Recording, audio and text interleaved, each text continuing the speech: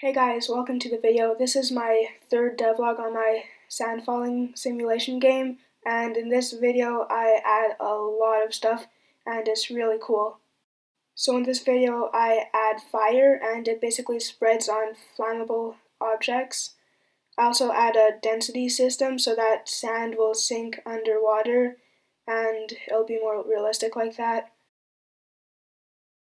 I also add this chemical reaction kind thing, so if two cell types touch, then it'll turn into a different cell type, like water and lava turn into stone, and acid and basically anything else turns into air. How my system currently works is whenever a cell moves, it leaves behind air, and it can only move into a cell that I have listed in the move into types.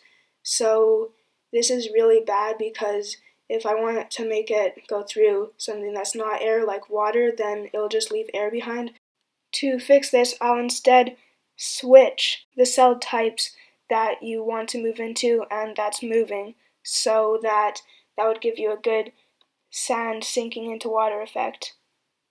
To do this, I'll just see how dense the cell under it is, and if it's less dense, then you can move into it. If it's not, then you won't be able to move into it. This system is better because now I don't have to list every cell type it can move into, and it's more realistic this way. Now all I have to do is say the density of each cell type, and it works. The sand sinks down below the water.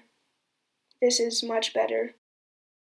In the last video I said I'd add fire, but I like to procrastinate, so instead I started adding different colors. So now, as you can see, some of the cell types have different colors that just choose randomly each frame.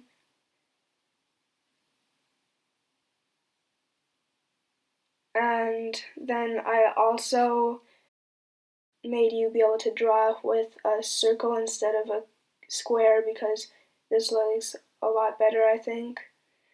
Okay, so now it's time to actually add the fire in.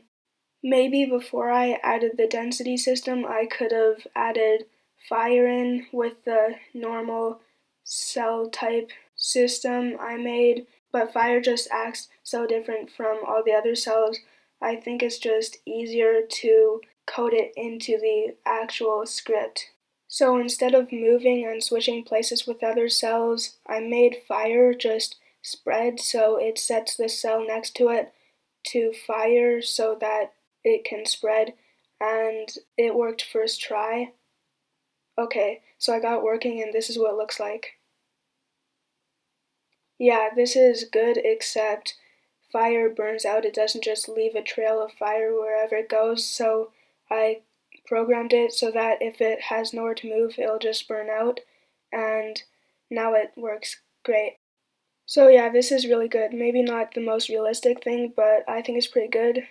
So I have two things that are flammable. I have this gas stuff, and it's really flammable, and also the wood is flammable, and those are the only two things.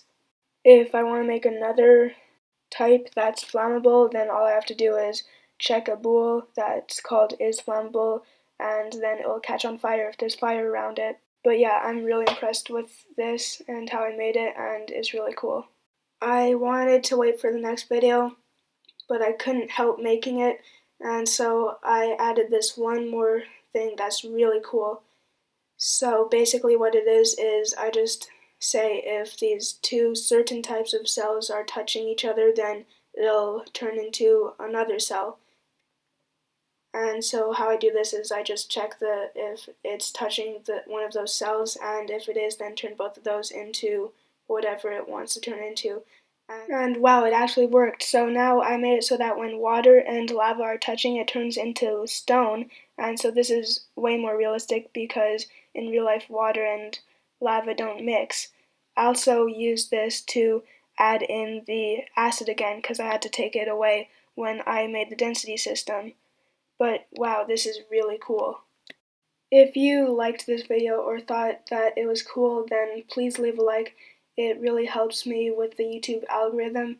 And in the next video, I think I'm going to be doing something cool like adding a player or making it infinite. And so if you want to see that, please subscribe because it only takes a few seconds and I'd be really happy if you do it.